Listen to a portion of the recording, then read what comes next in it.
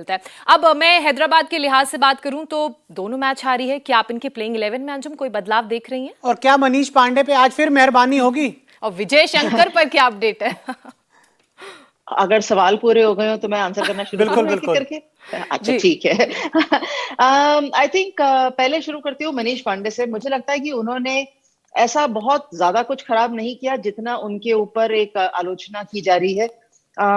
ये खिलाड़ी ऐसा है, देखिए सारे ही अच्छे खिलाड़ी हैं, पर अगर इस खिलाड़ी की तरफ नजर डालोगे तो ये जरूर कह सकते हो कि यार इनको पिछला मुकाबला जिताना चाहिए था। इनफैक्ट दोनों मुकाबले जिताने चाहिए थे, जी। लेकिन दोनों मुकाबले नहीं जिता पाए। इसका मतलब ये नहीं है कि आप इनको लाइनअप पे मत रखिए, ग्रेड किसी फॉर्म ऑफ कॉन्ट्रैक्ट को मत दीजिए, ना A+ A B C कोई भी कॉन्ट्रैक्ट नहीं दीजिए। तो ये मुझे थोड़ा सा अटपटा सा लगा। दैट मीन्स कहीं ना कहीं चयनकर्ता सोचते हैं कि अब मनीष पांडे की आवश्यकता भारतीय क्रिकेट को नहीं है। तो ये उनका सोचना है। हैदराबाद किस तरीके से उनको रोल में देखती है, मुझे लगता है बहुत ज्यादा बदलाव नहीं होगा मनीष पांडे के बल्लेबाजी क्रम में। और अगर बदलाव होगा भी तो शायद केन विलियमसन के फेवर में ही होगा, जिसमें आई थिंक हर खिलाड़ी को कोई आपत्ति नहीं आनी चाहिए। इसी चलते मुझे नहीं लगता कि हैदराबाद में बहुत ज्यादा विलियमसन के अलावा जो मुझे लगता है विलियमसन अंदर आने चाहिए बेस्टो की जगह पे स्थान पर। और अगर संदीप शर्मा फिट है तो शायद वो वापस आ सकते हैं। मुंबई में मुझे कुछ नहीं लगता कि बदलाव होगा।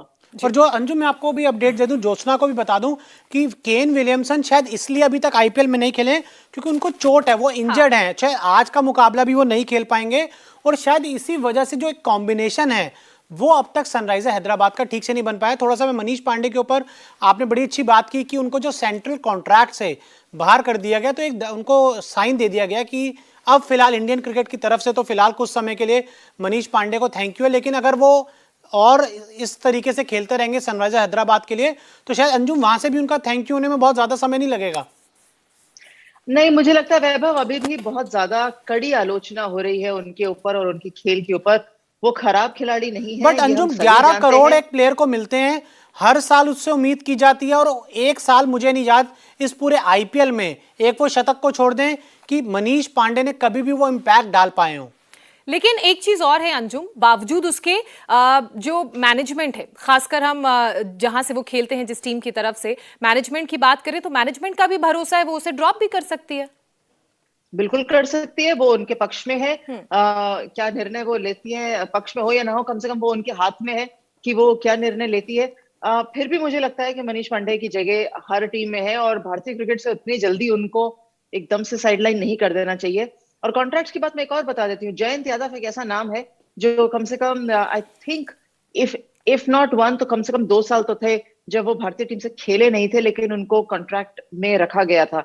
सो ऐसे बहुत सारे खिलाड़ी रहे हैं जो कॉन्ट्रैक्ट में रहे लेकिन फिर भी भारतीय टीम का के लिए उनका चयन नहीं हुआ। तो ये तो मुझे लगता है मनीष पांडे का रोल हमेशा ही रहेगा, वो मैच विनर है। और मुझे फिर भी उम्मीद है कि वो वापस खरे उतरेंगे।